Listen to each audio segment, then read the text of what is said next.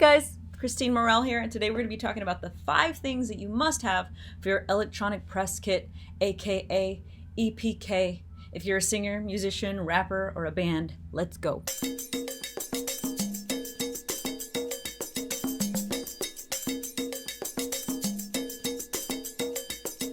So every artist basically needs an EPK. An EPK is like your digital resume. It's an organized visual way for you to be able to send your music to radio stations, blogs, magazines, record labels, publishers, just about anybody that you want to get interested in you as an artist and your music and your brand and what you've created.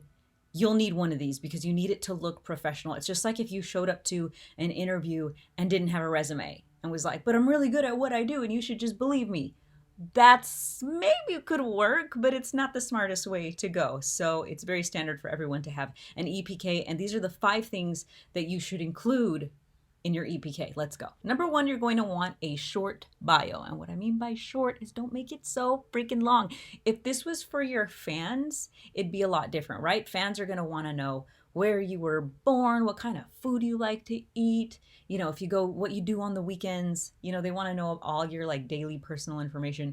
Whereas an EPK is mainly geared towards you being able to send this to like executives and managers and labels and blogs and people, like business relationships. So because of that, you don't want to send them a novel for them to read. You want to send them like 2 or 3 paragraphs. Keep it very short. Talk about what kind of music you make. If you play instruments, if you're a songwriter, if you're a producer, keep it straight to facts. You don't want to put like, I'm the best musician in the world. I'm the best rapper who ever lived. My band is going to make so much money and you should sign me because you'll make lots of money too. All that kind of stuff. They're not facts. And guess what? They get like thousands of messages like that. I get messages like that, guys, and I'm not even a record label person. People send me this stuff all the time. I'm the best thing you've ever heard in the world. I don't even click on it because I'm like, that's just ridiculous. It's like, talk about, who you are as an artist. Are you a singer? Are you a songwriter? Are you a producer? Do you play instruments? Where are you from? And then you can also at the end of it, put in what's relevant to what's going on right now in your life. So if you're on tour, you'll be talking about, where you're on tour. You can be talking about if you just released an album, if you just released a music video, whatever is relevant to what you're doing as a brand and as a business. Always think about this as a business. If you were going into an interview, how would you present yourself? Number 2, you're going to want professional photos and artwork if you have albums and that sort of thing. So professional photos, some of you guys have, friends that are really great photographers, or maybe you're going to want to hire a photographer. But I also have a video link tutorial that I made, and you can check the description for that because I did a whole tutorial on how I take photos with my phone, and they look pretty professional to me anyways. And sometimes I like them even better than some of the stuff that I've shot with photographers. So we're kind of in this era where you can use your phone to take really great photos. There's lots of great filters and just lots of great techniques. And you just want to make sure they have good photos. You don't want like all these selfies and all these like really unpolished photos on your page. You want to look like you take your business very seriously and you take your craft very seriously. 3, you're going to want a video. They want to see who you are, what's your personality, or what, how do you perform, or what's your music video that you just released, whatever is relevant. Let's say you're on tour right now, then maybe you would make one video that shows like some clips of a few different music videos if you've shot a few, or maybe you only have one music video, so you're going to show your one music video. Maybe you're going to want to chop it up and put some of your music video along with some of your live performances. But what I recommend is whatever it is that you have going on. So if you have a single that you're promoting with a music video, then that's what you're going to have there. But if you're promoting like you as a full artist, where you want like a record label to look at you and be like, let's check her out as an artist, then maybe you're going to want to put a number of things, a few different clips of live performances, a few different clips of music videos. It really depends on what you have and what kind of content you've shot. Obviously, if you only have one music video,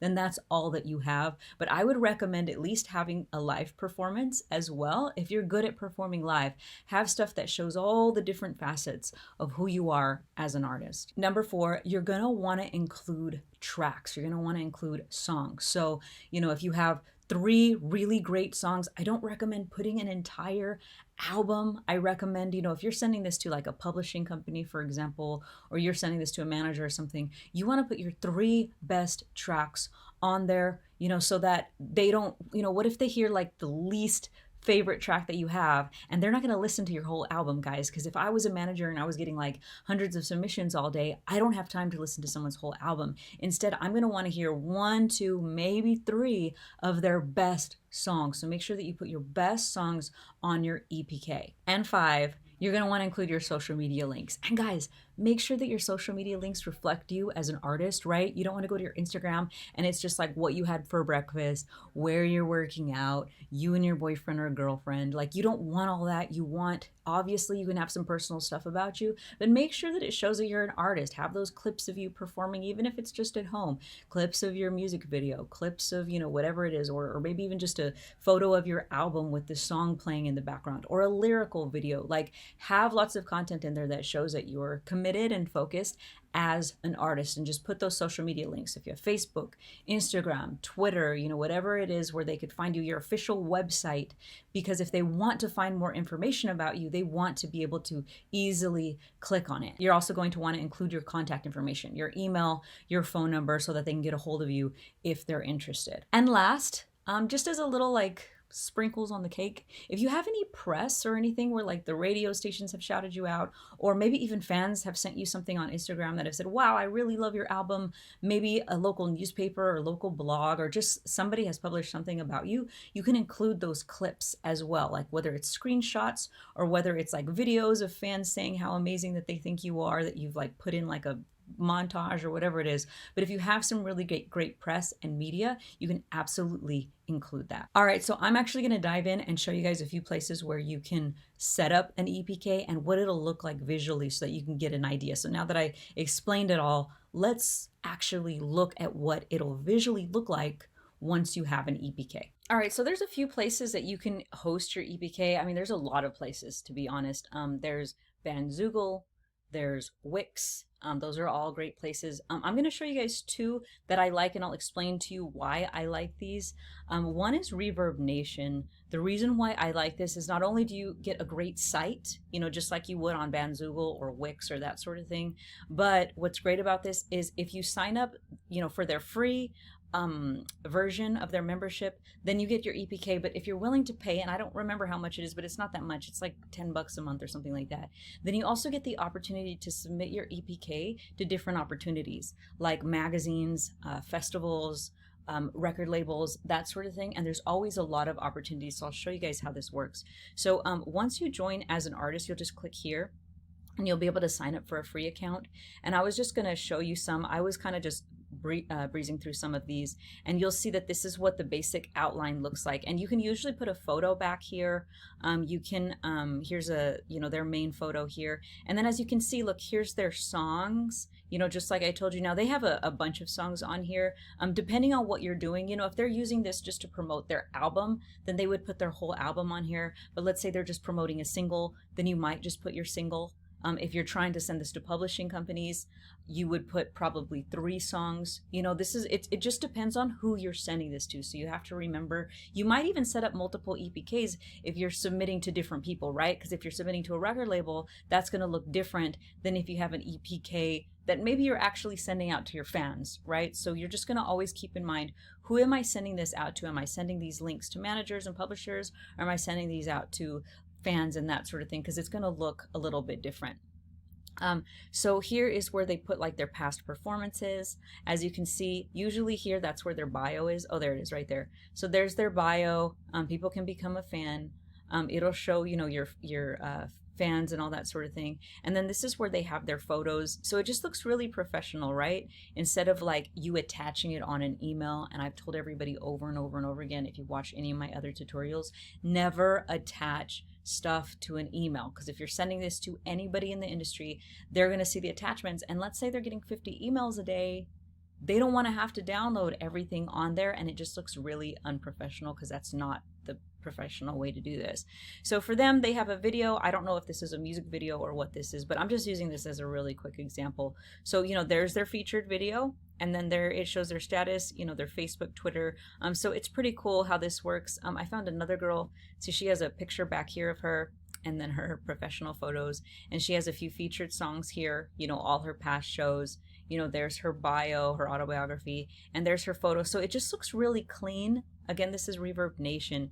There's a video that she chose to feature. So you can see how much more professional this looks than if you were to just send, an email, for example. And, depending, there's different circumstances where I do suggest sending an email as opposed to sending an EPK, but we're not going to get into that right now. We're just going to focus on making sure that you have a great EPK, because you can never go wrong with having an awesome EPK. This is never a bad idea. Now, the reason why I told you guys that you should have, you could possibly choose like a Reverb Nation or a Sonic Bids to host your EPK rather than like a website creator is because something like Reverb Nation, for example, you can actually if you click on here on opportunities, it's going to show you different places where you can submit, and most of them are free.